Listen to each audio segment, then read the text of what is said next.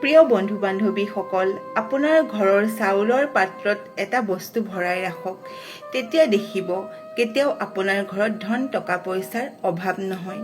বিশ্বাস কৰা হয় যে এই উপায় যিখন ঘৰত কৰা হয় সেইখন ঘৰত মা লক্ষ্মীয়ে সদায় বাস কৰে আৰু মা লক্ষ্মীৰ কৃপা সদায় পৰে, যাৰ ফলত সেইখন ঘৰলৈ কেতিয়াও অভাৱ অনাটন নাহে। মা লক্ষ্মীৰ কৃপাত ধনে ধানে উপচি পৰে সেইখন ঘৰ। আজিৰ ভিডিঅ'টোত আমি এনেকুৱা এটা আধ্যাত্মিক টিপছৰ বিষয়ে ক'ম যিটো যদি আপুনি সম্পূৰ্ণ শুদ্ধভাৱে কৰিব পাৰে, ভিডিঅ'টোত কোৱাৰ দৰে কৰিব পাৰে, তেন্তে আপোনাৰ ঘৰত সদায় মা লক্ষ্মীৰ কৃপা পৰি থাকিব আৰু মা লক্ষ্মীৰ কৃপাত দিনক দিনে আপোনাৰ ঘৰখন উন্নতিৰ দিশে আগুৱাই যাব। সেয়েহে আজিৰ ভিডিঅ'টো সম্পূৰ্ণকৈ চাই কথাখিনি ভালদৰে জানি আপোনাৰ ঘৰতো এই উপায়টো কৰি ধন টকা পইচাৰ লগতে সকলোবোৰ অভাৱ অনাটন পূৰাব পাৰিব বুলি সম্পূৰ্ণ বিশ্বাসত ল'ব পাৰে। শাস্ত্ৰত আধ্যাত্মিক এনেকুৱা কিছুমান টিপছৰ বিষয়ে উল্লেখ আছে যিবোৰ যদি সম্পূৰ্ণ শুদ্ধভাৱে কৰিব পৰা যায় তেন্তে বহু ক্ষেত্ৰতে সফলতা পাবলৈ সক্ষম হয়। এই আধ্যাত্মিক উপায়সমূহ সদায় বিশ্বাসৰ ওপৰত নিৰ্ভৰ কৰে। যদি সম্পূৰ্ণ বিশ্বাসেৰে কৰিব পৰা যায় তেন্তে সুফল পাবই, আৰু যদি বিশ্বাস বা অবিশ্বাসৰ মাজেৰে কৰে তেন্তে ফল নাপাবও পাৰে।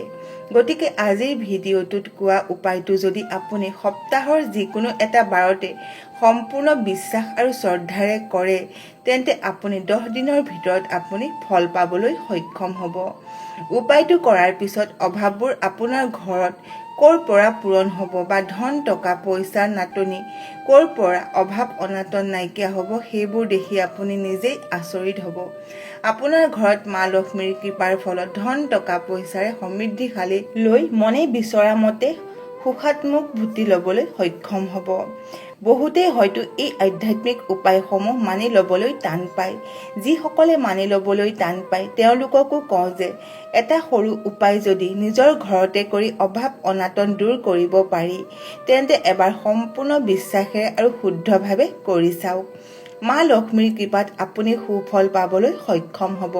মাথো ভগৱানৰ ওপৰত ভৰসা কৰি উপায়টো এবাৰ কৰক। প্ৰিয় বন্ধু বান্ধৱীসকল, তেন্তে জানো আহক চাউলেৰে কি উপায় কৰি মা লক্ষ্মীৰ কৃপা দৃষ্টি পাব পাৰি, যাৰ ফলত আপোনাৰ ঘৰত ধন টকা পইচাৰ নাটনিৰ লগতে সকলো অভাৱ অনাটন দূৰ কৰিবলৈ সক্ষম হ'ব আপুনি। ভিডিঅ'টোৰ মাজলৈ যোৱাৰ আগতে আপোনালোকৰ ওচৰত এটা সৰু অনুৰোধ। যদি আপোনালোক আমাৰ এই চেনেলটোলৈ নতুনকৈ আহিছে তেন্তে আমাৰ এই ভিডিঅ'টো লাইক কৰি আন 10 জনে উপকৃত হ'ব পৰাকৈ ভিডিঅ'টো শ্বেয়াৰ কৰি দিয়ে যেন। আৰু যদি আপুনি মা লক্ষ্মীৰ প্ৰিয় ভক্ত হয় তেন্তে কমেণ্ট বক্সত জয় মা লক্ষ্মী বুলি লিখি দিবলৈ পাহৰি নাযাব। তেন্তে আহক ভিডিঅ'টো আৰম্ভ কৰোঁ। প্ৰিয় বন্ধু বান্ধৱীসকল, এখন ঘৰত ধান চাউল ধন টকা পইচা অতি আৱশ্যকীয়। যিখন ঘৰৰ প্ৰতি মা লক্ষ্মীৰ কৃপা থাকে সেইখন ঘৰত ধান চাউল ধন টকা পইচাৰ অভাৱ কেতিয়াও নহয়। বহু মানুহে লক্ষ্মী আইৰ কৃপা পাবৰ বাবে ব্ৰত আদি কৰি বিভিন্ন উপায় আদি কৰা দেখা যায়। আজিৰ ভিডিঅ'টোত ক'বলৈ ওলোৱা উপায়টো কৰাৰ বাবে আপুনি কোনো ধৰণৰ ব্ৰত বা নিয়ম নীতি কৰাৰ দৰকাৰ নাই।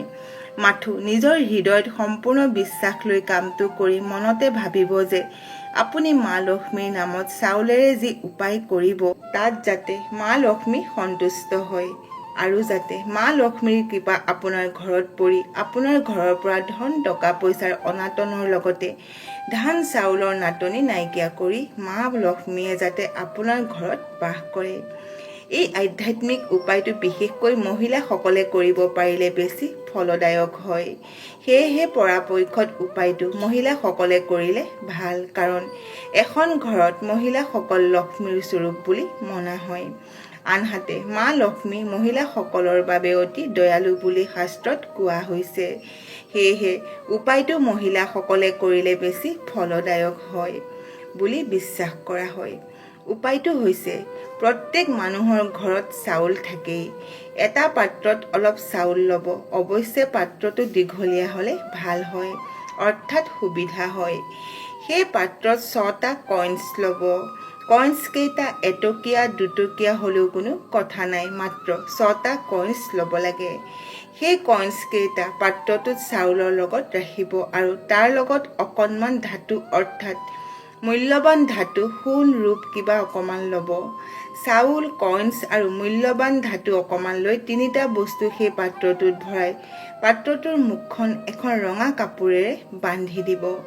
সেই পাত্ৰটো আপোনাৰ ঘৰৰ উত্তৰ পূব কোণত এনে এটা ঠাইত ৰাখিব যাতে ঘৰৰ অন্য মানুহৰ চকুত নপৰে।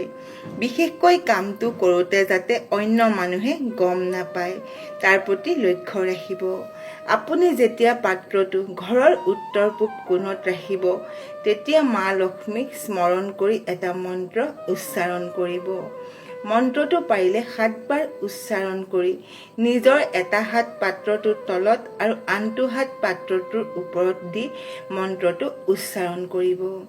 মন্ত্ৰটো হৈছে এনেধৰণৰ: ওম শ্ৰীম লক্ষ্মীয়ে নমঃ, ওম শ্ৰীম লক্ষ্মীয়ে নমঃ, ওম শ্ৰীম লক্ষ্মীয়ে নমঃ।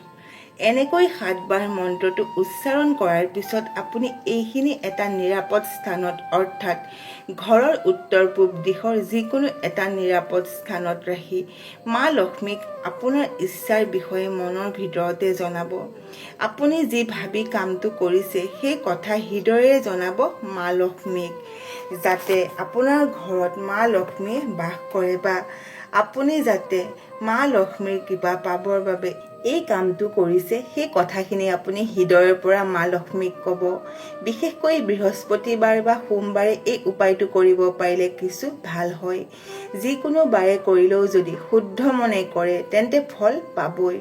পাৰিলে দিনৰ ভাগত অৰ্থাৎ পুৱাৰ বেলা কৰিব আৰু সেইদিনা কোনো ব্যক্তিক অন্নদান কৰিব, তেতিয়া অতি উত্তম হ'ব। এনেকৈ আপুনি সেই পাত্ৰটো যিমান দিন ৰাখিব পাৰিব সিমান দিনলৈকে সুফল পায়েই থাকিব। কিছুদিন পাত্ৰটো এনেকৈ থকাৰ পিছত পাত্ৰটোৰ ভিতৰত থকা চাউলখিনি বেয়া হ'ব পাৰে। যদি চাউলখিনি বেয়া হয় তেন্তে সেই চাউলখিনি পুনৰ সলনি কৰি দিব ভক্তিভাৱেৰে। উপায়টো বহুজনে কৰি সুফল পাবলৈ সক্ষম হৈছে। উপায়টো কৰাৰ পিছত আপোনাৰ ঘৰত অভাৱ অনাটন নাইকিয়া হ'ব। বহুত ধনী নহ'ব পাৰে কিন্তু প্ৰয়োজনীয় বস্তুখিনি আনক নিবিচৰাকৈ চলি থাকিব পাৰিব।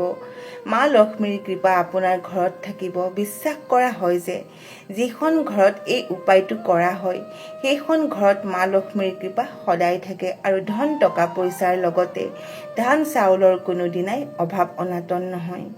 আপুনিও যদি ধন টকা পইচাৰ লগতে ধান চাউলৰ অভাৱত পৰিছে বা অভাৱ অনুভৱ কৰিছে তেন্তে এই উপায়টো কৰি নিশ্চয় উপকৃত হ'ব পাৰিব। প্ৰিয় বন্ধু বান্ধৱীসকল, বহুলোকে এই কথাখিনি অবিশ্বাস বা উপলুঙা কৰিব পাৰে। এয়া আমি মনে সাজি কোৱা কথা নহয়। এয়া হৈছে এটি আধ্যাত্মিক উপায়। যদি বিশ্বাস কৰে তেন্তে উপায়টো কৰিব পাৰে আৰু যদি বিশ্বাস নকৰে তেন্তে উপায়টো নকৰিব পাৰে। সেয়া আপোনাৰ কথা। আমি মাথো কথাখিনি আপোনাৰ উপকাৰৰ বাবে শ্বেয়াৰ কৰিলোঁ। আশা কৰিলোঁ আজিৰ এই ভিডিঅ'টো আপোনালোকৰ ভাল লাগিল। যদি ভাল লাগিল তেন্তে আমাৰ এই চেনেলটো লাইক কৰক, শ্বেয়াৰ কৰক আৰু লগতে আমাৰ এই চেনেলটো ছাবস্ক্ৰাইব কৰি দিয়ক। আজিলৈ ইমানেই। শুনি থাকক জ্ঞানৰ গংগা।